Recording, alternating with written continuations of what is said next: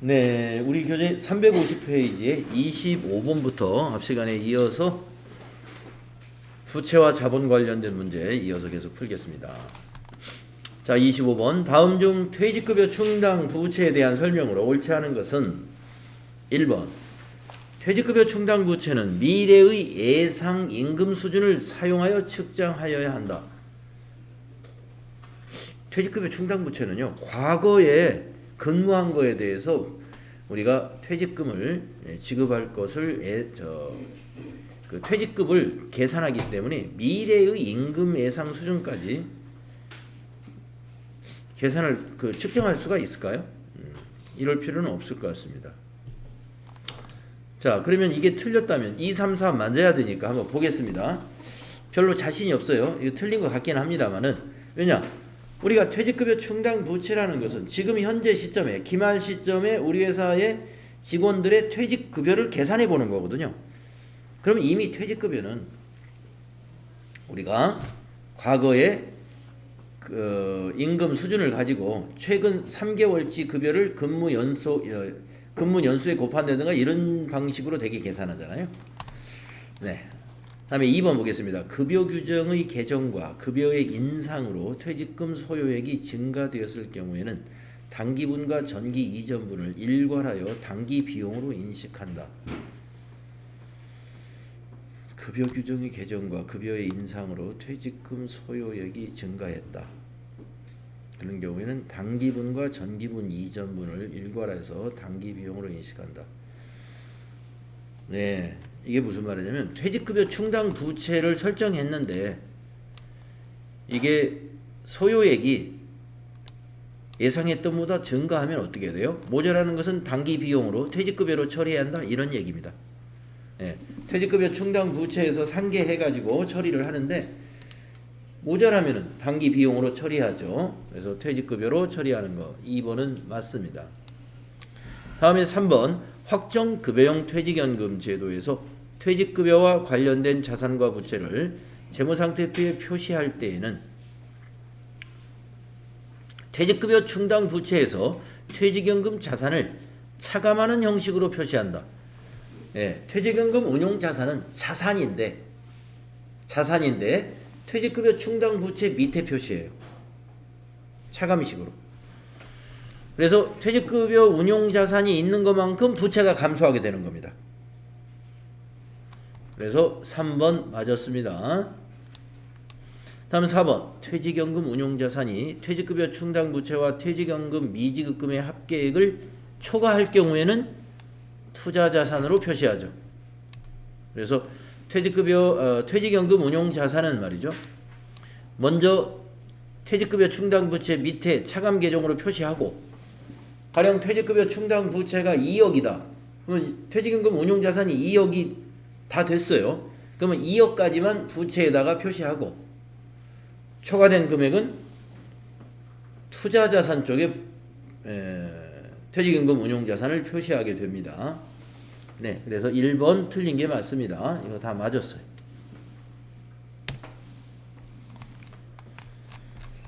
다음에 27번 문제를 보겠습니다. 다음은 주식회사 한공의 퇴직급여 충당 부채 개정과 결산정리 사항이다. 결산회계 처리를 하였을 경우 가해 금액과 나의 계정 과목으로 오른 것은, 여기 퇴직급여 충당 부채의 전기 2월이라는 건 뭘까요?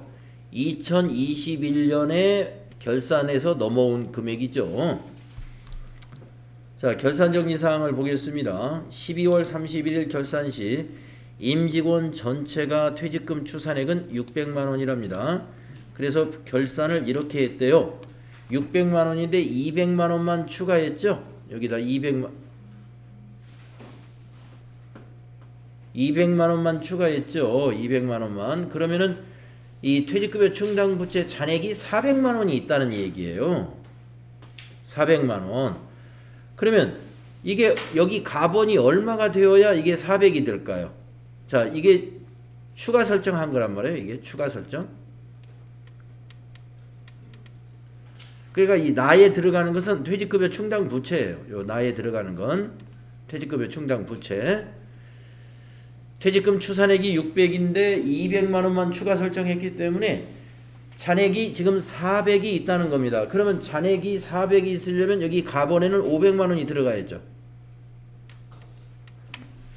전기 2월이 500이 있었고 6월 30일 날 퇴직자가 100만 원의 퇴직금을 받아갔을 때 우리가 퇴직급여 충당 부채는 잔액이 400만 원 있는 겁니다. 그래서 가번에는 500만 원이 들어가야 된다. 전기에 500만 원이 2월 되었다 이거예요. 퇴직급여 충당 부채가.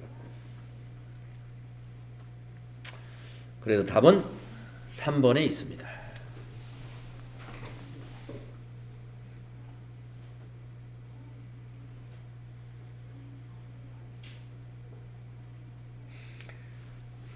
이해가 되셨나요?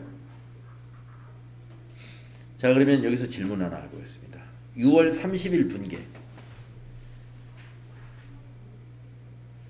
6월 30일 분계를 한번 해보겠습니다.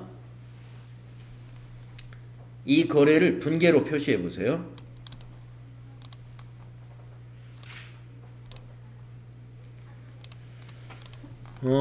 누가 한번 해보시느냐? 김한나 씨가 한번 해볼까요? 네.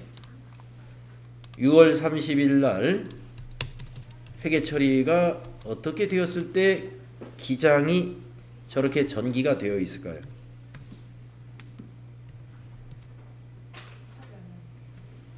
응?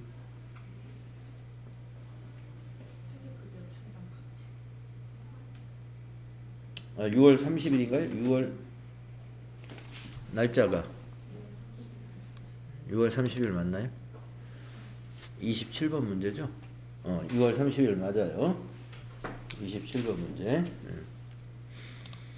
자, 차변의 퇴직급여.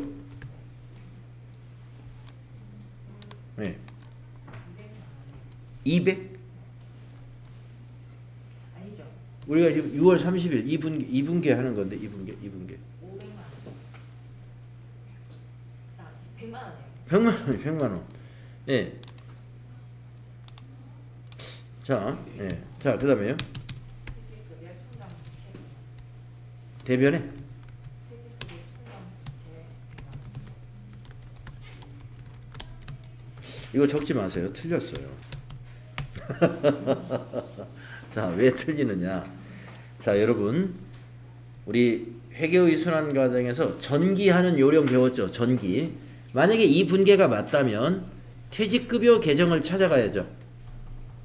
자, 퇴직급여라는 비용 계정을 찾아가가지고 차변에다가 6월 30일이라고 적고 상대 계정 과목인 퇴직급여 충당부채 100만원 이렇게 기록이 됐어야 되는데 이거 지금 퇴직급여 충당부채 차변에 왔잖아요. 근데 여기 퇴직급여 충당부채 지금 대변이에요. 이게 일단 일로 가야 됩니다. 퇴직급여는 아닙니다. 자, 한번 고쳐볼까요? 여기가 퇴직급여가 아니고 퇴직급여 충당부채예요. 왜 그러느냐? 장부를 보니까 퇴직급여 충당부채의 차변에다 기록했잖아요. 그러니까 분계는 차변에 퇴직급여 충당부채인 거죠. 그리고 요 금액 앞에 있는 현금은 뭐예요? 네, 여기에 들어가는 거예요. 상대 계정 과목. 예, 그러니까 여기가 현금이 됩니다. 여기가 현금이 돼요. 그래서 이거를 우리는 차변의 부채 감소, 회사가 부채가 감소했고요. 자산이 유출됩니다. 왜 이날 6월 30일 날 이렇게 유출이 됐을까?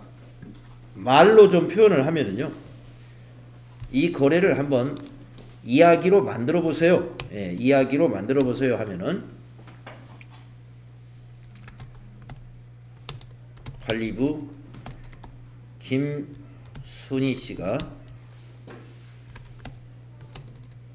김순희 씨의 퇴직으로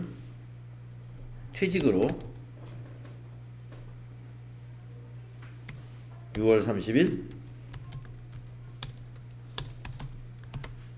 퇴직금 100만 원을 현금 지급했다. 이런 문장을 만들어낼 수 있죠. 관리부 김순희 씨의 퇴직으로 6월 30일 퇴직금 100만 원을 현금 지급했다. 그건 저렇게 분개하는 거예요. 대변에 현금 100만 원 자산 감소하고요. 차변에 우리가 미리 전기에 500만 원 퇴직급여 충당 부채를 가지고 왔어요. 부채가 있어요. 그러니까 오늘 지급했으니까 이제 부채 감소된 거예요. 김순희 씨는 이제 나갔으니까 부채가 감소했죠. 100만 원은. 그래서 1월 1일 날 전기 2월이라는 것은 전기의 퇴직급여 충당 부채 잔액을 가져온 겁니다. 여기 500만 원을 가져왔고 2월 된 것이고 부채가 2월 된 것이고 퇴직급여 충당 부채가 6월 30일 날은 어떤 직원이 퇴사해가지고 현금으로 퇴직금을 지급한 거예요.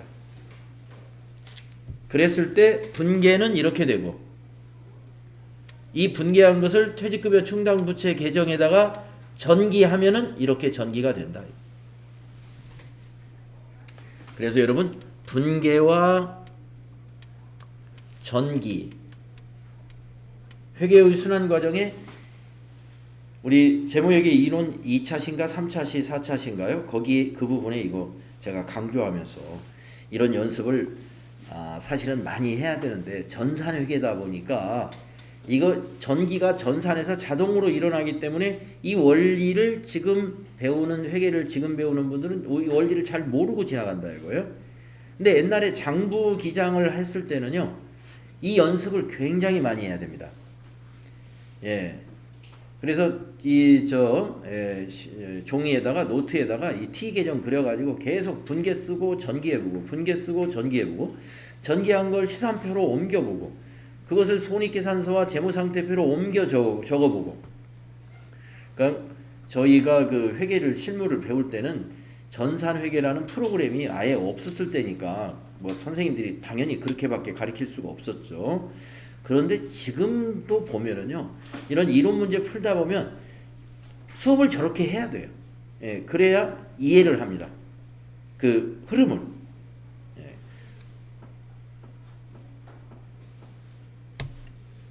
네, 요거 6월 30일 이렇게 된다. 네. 네, 이거 완벽하게 이해했죠? 왜 3번이 답인지 잘 아셨으리라고 봅니다. 자, 다음에 29번 문제를 봅시다. 네. 이렇게 문제를 낼 때 항상 이렇게 T 계정으로 문제를 내잖아요. 그러니까 이 장부 자체를 이해를 해야 된다 이거죠. 이것도 뭐냐면 이게 기초가 뭐예요? 전기에서 넘어온 퇴직급여 충당 부채가 500이 있다는 겁니다. 지금 27번하고 상황이 똑같아. 예, 이거예요, 이거. 예. 자, 다음은 주식회사 한공의 퇴직급여에 관한 사항입니다. 올바르게 설명하고 있는 것은 자, 장부가 이렇게 있고 22년 전 종업원이 일시에 퇴직할 경우 지급해야 할 퇴직금은 700만 원이에요. 이는 퇴직급여 규정의 개정으로 증가된 150만 원이 포함되어 있고요. 전기 이전분 130만 원, 당기분 20만 원입니다. 당기에 지급한 퇴직급여는 100만 원이 있습니다. 그러면 여기서 100만 원이 이것이 있는 거죠. 예. 뭐 6월 30일 100만 원 현금으로 지급한 게 있다 이거죠. 예. 100만 원. 자, 그러니까 이 100만 원은 지금 여기에 기록되는 거예요. 단기에 지급한 거 여기에 지저분하다. 여기 100만 원은 여기에 기록된다. 자, 1번. 재무상태표상 퇴직급여 충당 부채는 650이 될 것이다. 예, 650이 되는지 한번 따져볼까요? 자, 전기에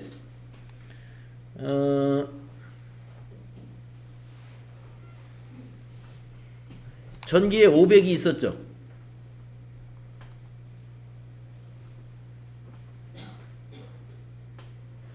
(700이죠) 700. 왜냐면은 여기 일시에 퇴직금을 해야 할 때 퇴직금은 700만 원이다 그랬으니까 700만 원으로 퇴직급여 충당 부채가 설정이 되어 있어야 되죠. 재무상태표상 퇴직급여 충당 부채는 650이 아니고 700으로 설정되어 있는 거예요. 퇴직급여 추계액만큼 설정이 되어 있는 겁니다. 그러면 얼마를 추가 설정해야 될까요? 400이 있으니까 300만 원 추가 설정하면 돼요. 300만 원 추가. 지금 400이죠. 여기 100만 원 기록됐으니까. 조금 전에 여기 27번 문제하고 지금은 금액적으로 상황이 똑같은 상황입니다. 다음에 2번. 손익계산서상 퇴직급여는 300만 원이다. 그러네요. 왜 퇴직급여가 300만 원이 손익계산서로 가느냐? 추가 설정할 때 분계가 어떻게 돼요? 차변에 퇴직급여, 비용 발생, 대변에 퇴충, 퇴직급여 충당부채. 추가 설정하는 분계가 이렇게 된단 말이에요. 그래야 700이 되니까. 그러므로 여기가 뭐예요? 퇴직급여는 비용 발생이기 때문에 손익계산서로 가게 되죠. 그래서 여기는 2번이 맞았네요. 2번은 맞았어요. 그럼 3번을 볼까요? 퇴직급여 규정의 개정으로 증가된 전기 이전분 130만 원은 전기이익잉여금에 반영한다. 우리가 전기이익잉여금이라는 것은 전기 거를 다시 작성한다. 전기 재무제표를 다시 고친다는 얘기잖아요. 그렇게 하지 않습니다. 틀렸어요. 단기 비용으로 그냥 처리합니다. 전기이익잉여금으로 처리하는 것이 아니라 퇴직급여로 그냥 처리하면 돼요. 증가한 부분은 퇴직급여.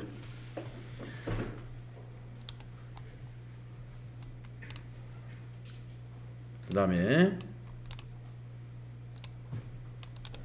틀렸고, 그 다음에 4번 주식회사 한공은 확정기여형을 적용하고 있다. 자, 확정기여형이라 하는 것은 우리가 비용 처리를 하는 거잖아요. 그리고 퇴직급여 충당부채를 설정을 안 한다고 그랬죠. 확정기여형을 연금제도에 가입한 기업은 퇴직급여 충당부채를 설정하지 않습니다. 근데 지금 설정하고 있잖아요. 그래서 틀렸습니다. 확정급여형에 해당이 되죠. 확정급여형.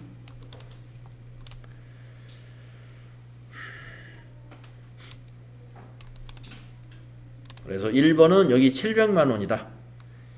3번은 130만 원을 퇴직급여로 그냥 처리합니다. 4번은 확정급여형이다.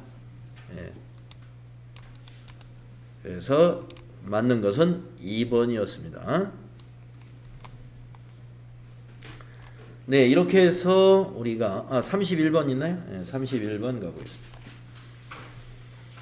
다음 중 주식회사 한공의 총계정 원장의 일부와 퇴직급여 관련 자료이다. 손익계산서에 표시될 퇴직급여는 얼마인가? 추가 설정한 것이 표시가 되겠죠. 가만히 있어봐라.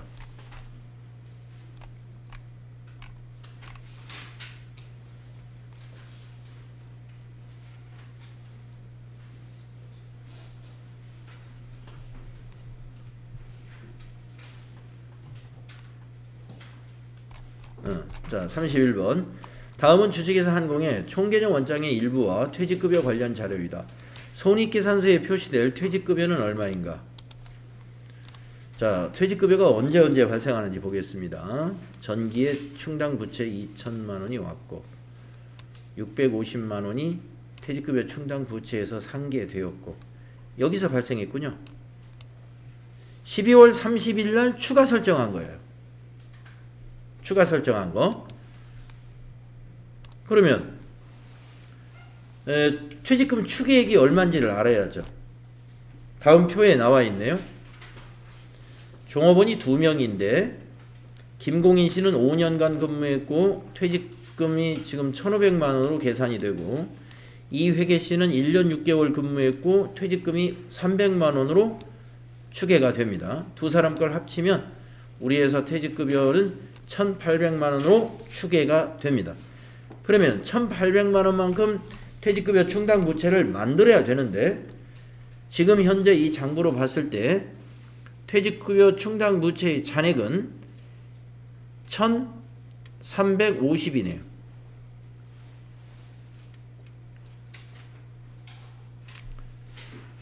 여기에 1,350. 숫자 쓰기가 좀 나쁘네. 1,350만 원. 이게 잔액이에요. 그러면 그러니까 전기 2월 된 2천만 원에서 6월 5일 날 급여를 650 지급했기 때문에 1,350이 지금 남아 있는 겁니다. 그러면은 추가로 설정한 건 얼마를 추가 설정해야 될까요? 이걸 빼면 되죠. 1,800과 1,350 차이 450만 원을 추가 설정해야 된다. 450만 원.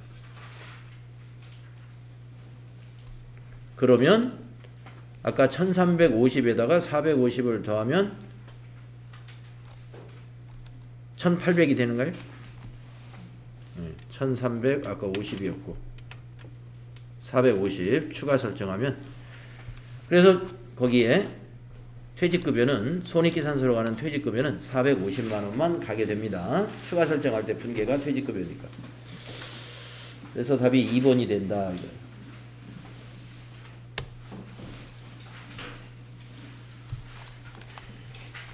자, 다음은 이제 수익과 비용 문제로 가보겠습니다. 수익과 비용도 문제가 꽤 많아요. 자, 1번. 다음은 주식회사 한공의 기초와 기말 재무 상태표입니다. 당기 중 자본거래가 다음과 같은 경우 당기순이익은 얼마일까요? 보통 당기순이익을 계산하려면 손익계산서를 보여줘야 되는데 재무상태표를 보여줬어요. 그러면 여러분 재무상태표를 가지고도 자본의 증가의 원인이 뭐예요? 이익이죠. 이익. 이익이 난 것만큼 자본이 증가하는 거예요. 그런데 자, 기초 자본이 40만 원이었고 기말에 자본이 70만 원이었으면 그럼 30만 원이 다 이익이냐? 그렇지는 않습니다. 밑에 보니까 이런 일도 있었대요. 자본거래. 자본거래라는 건 뭐예요? 주식을 발행했거나 이러면 자본이 증가한단 말이에요. 또는 자본 증가나 감소하는 요인이 있을 수 있죠. 자본거래하면. 자, 그러면 봅시다. 유상증자는 어떻게 돼요? 주식을 발행하는 거예요. 차변의 자산 증가, 대변의 자본금. 그러니까 자본금이 증가하죠. 이거는 증가시킨 겁니다. 자, 현금 배당은 분계가 어떻게 돼요? 대변의 현금 나가고 차변의 이익 잉여금이 감소하죠. 이거는 감소.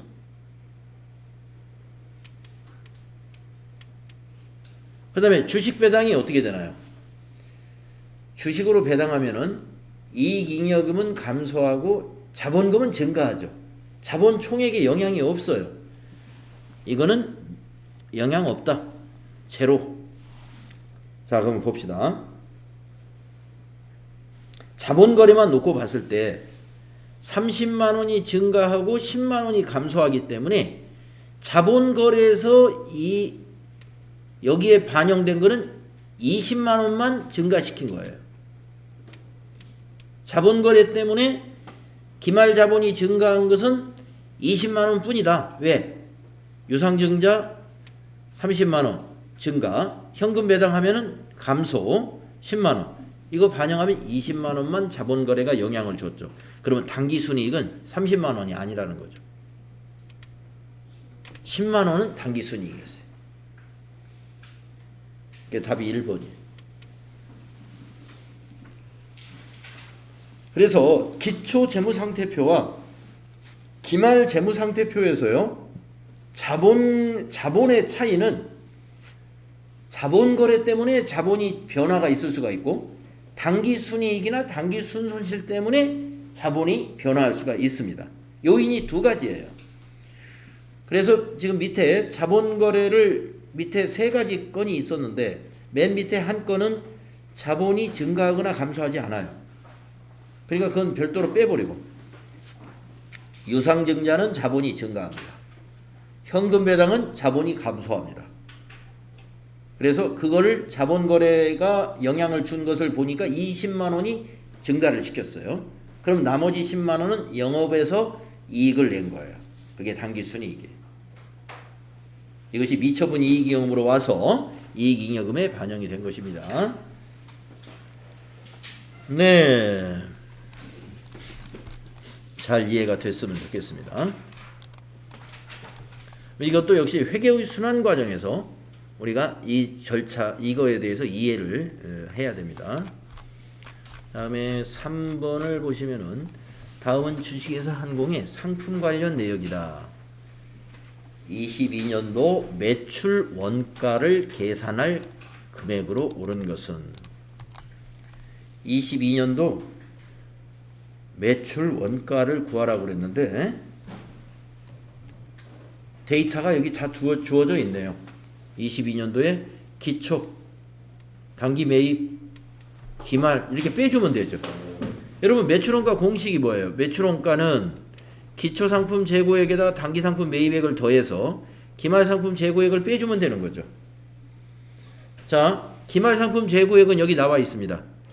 저가법이니까 취득원가가 낮죠? 취득원가를 기말상품 재고액으로 봐야 돼요. 저가법이니까 기말상품 재고액이 데이터가 두 개로 주어지잖아요. 그러면 무조건 낮은 거를 가지고 평가해야 됩니다. 낮은 거, 저가법. 자, 그러면 22년도의 기초상품 재고액은 여기에 21년도 기말에 재고가 오는 거죠. 낮은 거. 이게 와야죠. 150만 원. 21년도 말에 취득원가는 200이고 순실현 가치가 150입니다. 그러면 저가법에 의해서 21년도 말 기말상품 재고액은 150만 원이에요. 그러면 데이터가 다 왔습니다. 매출원가를 요 기준으로 계산하시면 돼요. 기초 더하기 매입 빼기 기말. 그래서 150만 원에다가 700을 더하면 850이죠. 거기에서 빼기 200 하면은 650만 원이 매출원가다. 3번. 650만 원이 매출원가다. 이렇게 판단하시면 됩니다.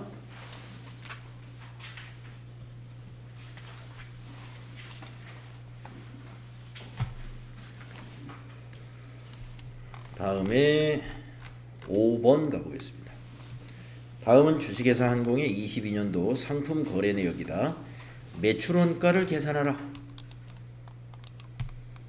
선입선출법으로. 자, 그러면은 1월 1일날 기초가 300개가 있었어요. 7월 1일날 400개를 매입했습니다. 10월 1일날 550개를 판매합니다. 그러면 선입선출이니까 1월 이 550개의 원가를 계산하라는 얘기예요. 이 매출 원가라는 말이. 예. 그러면은 550개가 선입선출로 한번 원가를 계산해 보면 돼요. 자, 여기 300개 30만 원. 이거 원가에 반영하고 그 다음에 250개는 단가가 1,500원짜리예요.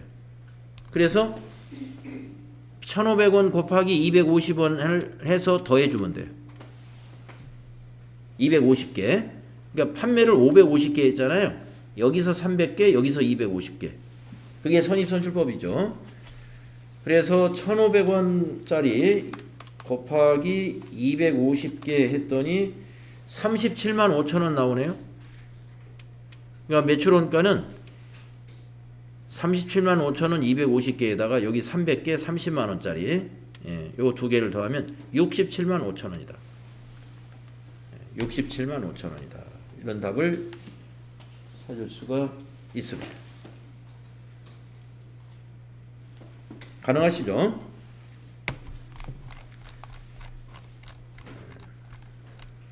다음에 7번 문제를 한번 보겠습니다.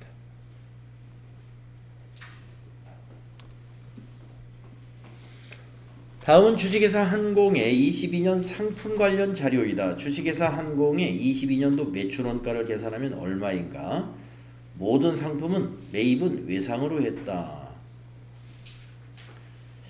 가만히 있어봐라. 이거는 T 계정으로 하는 게 좋겠네요. 그렇죠? 이건 뭐 수량이 있고 선입선출, 후입선출 이걸 제시한 게 아니기 때문에 금액만 있잖아요. 그러면 T 계정. 자, 여기가 백지라고 생각하시고 여기다 한번 T 계정을 그려서 여기가 지금 상품이라고 생각을 하겠습니다. 여러분 백지에다가 이렇게 딱 써놓고 기초 이 자리인 거 아시죠? 차변에 기말, 이 기말은 대변인 거 아시죠? 상품 계정 대변. 그 다음 요 세 개 가지고 우리가 뭘 만들어야 될까요? 기초 매입 채무, 외상 매입금이라는 거죠. 기말 매입 채무, 매입 채무의 현금 지급액. 이 단기 상품 매입액을 구해야 되는데, 참. 자, 매입 채무니까 전부 우리 회사는 전부 외상 매입을 한대요. 모든 상품을. 그러니까 이게 지금 매입이에요. 매입. 기초 매입이 6만 원. 그러니까 저 외상 매입금이 6만 원 있었는데, 자, 외상 매입금을 한번 옆에다 살짝 그려보겠습니다. 자, 외상 매입 부채죠. 외상 매입. 외상 매입은 부채니까 기초가 대변에 생겨요. 대변에 왔죠. 자, 기말 매입 채무. 기말은 차변에 생겨요. 4만 5천 원. 그 다음에 매입 채무 현금 지급액. 외상 매입금을 갚으면 차변에 오죠. 부채 감소. 이래가지고 맞춰봅니다. 그러면 단기 매입액이 여기 들어가는 게 단기 매입액이 돼요. 이것이 일로 와야 돼요. 단기 매입액으로. 이것이 이 금액이. 자, 차변이 59만 5천 원 나오네요. 59만 5천 원. 그러면 여기 6만 원을 빼면 얼마예요? 53만 5천 원이 돼야 되겠네요. 순 매입액이 53만 5천 원이네요. 53만 5천 원. 자, 그러면 상품 계정에 판매 가능 금액은 63만 5천 원이 나옵니다. 63만 5천 원의 판매 가능 금액에서 재고가 13만 원이니까 여기에 들어가는 원가는, 여기에 원가가 이쪽에 오는 거죠. 원가가. 그래서 지금 매출 원가를 구해라 그랬으니까 63만 5천에서 13만 원을 빼면 돼요. 50만 5천 원이 되죠. 그러면 여기 합계가 63만 5천 원 나오죠. 답은 50만 5천 원. 2번이 답입니다.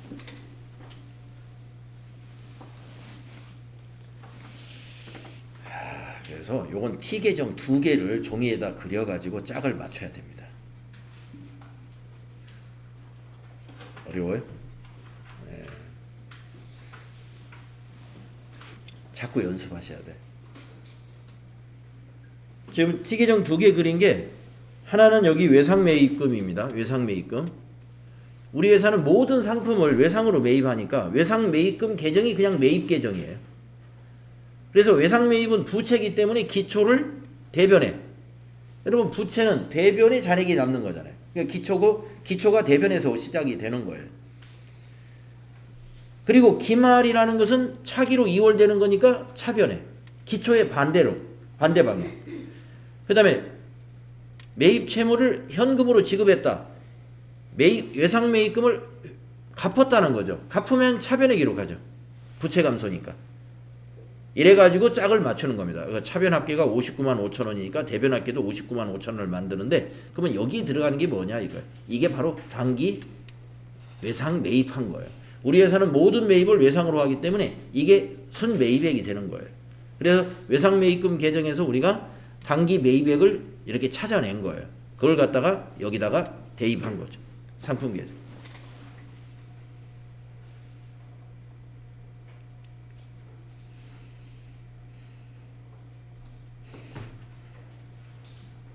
네. 이렇게 접근을 해야 우리가 이런 문제는 자꾸 이렇게 접근해서 문제의 답을 찾으려고 해야 됩니다. 자, 2번이 답이다. 자, 다음은 9번 문제로 가볼게요.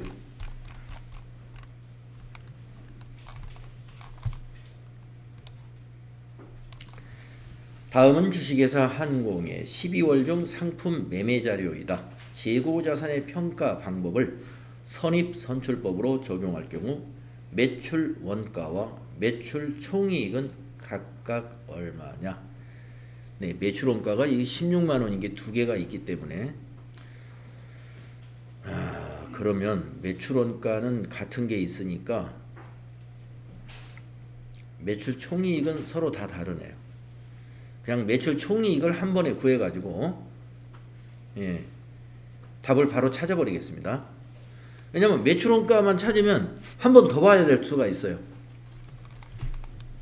2번이나 3번이 지금 두 개가 같은 데이터가 있으니까.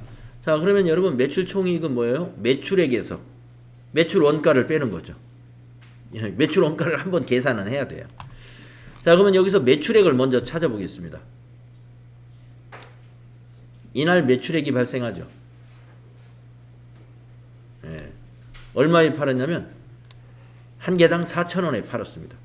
그래가지고 이 두 개를 곱하면 매출액이 돼요. 자, 그래서 150개 곱하기 4,000원 하셔가지고 일단 매출액을 계산해 놓으세요. 매출액은 60만 원이다. 계산했습니다.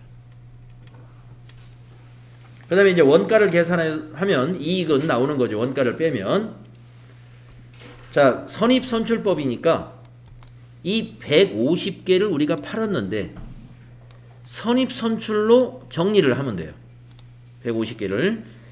자, 1일 날 거 100개 이거 원가에 들어가야죠. 10만 원. 그 다음에 5일 날에서는 50개 50개 곱하기 100이 1200원 해보세요. 50개 곱하기 1200원 6만원이죠. 이 두 개를 더한 것이 매출 원가입니다. 요 두 개 더한 거 16만원. 이게 원가예요. 선입선출법으로 매출 원가를 구한 거예요. 자, 그러면 이제 답은 나왔습니다.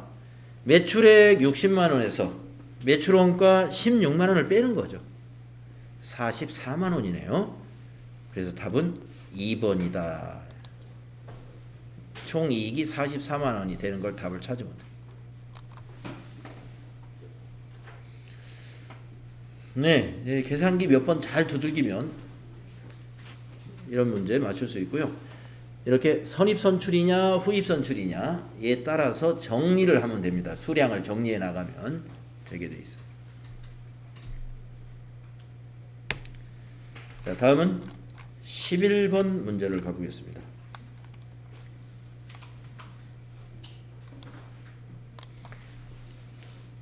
다음은 주식회사 한공의 상품 관련 자료입니다. 이를 통해서 2022년도 매출 원가를 계산하면 재고자산 평가 손실은 정상적인 것이다. 평가 손실은 매출 원가에 더해져야 됩니다. 자, 그러면은 자료 1은 21년도 자료입니다. 네. 자, 아까 앞에서 풀었던 문제하고 유사해요. 21년도 기말을 보니까 순실현 가치 요걸 기말 상품 재고액으로 봐야 되겠군요. 그러면 22년도 기초 상품 금액은 이 금액이 그대로 오는 거예요. 150만 원이. 네. 그러면 이 문제에서 매출원가 계산하라고 그랬으니까 기초에서 단기 매입액을 더해서 기말 상품 재고액을 우리 평가 손실은 정상적인 것이다 그랬으니까 예, 순실현 가치로 그냥 보면 돼요. 이게 낮으니까. 그래서 계산을 해보세요. 기초 더하기 단기 매입액 그래가지고 200만 원을 기말 상품 재고액으로 빼주면 답이 되는 겁니다. 850에서 200. 아까 숫자까지 똑같은 것 같은데. 그렇지 않아요? 예, 600만 원이네요. 850에서 200을 빼면. 그래서 답은 2번이다.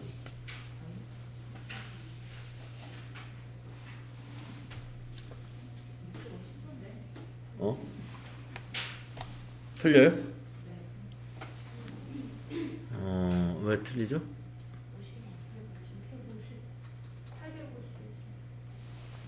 850에서 200. 650이군요. 650. 650. 네. 850이니까. 네. 자, 그러면 좀 쉬었다가 다음 시간에 13번부터 해보도록 하겠습니다.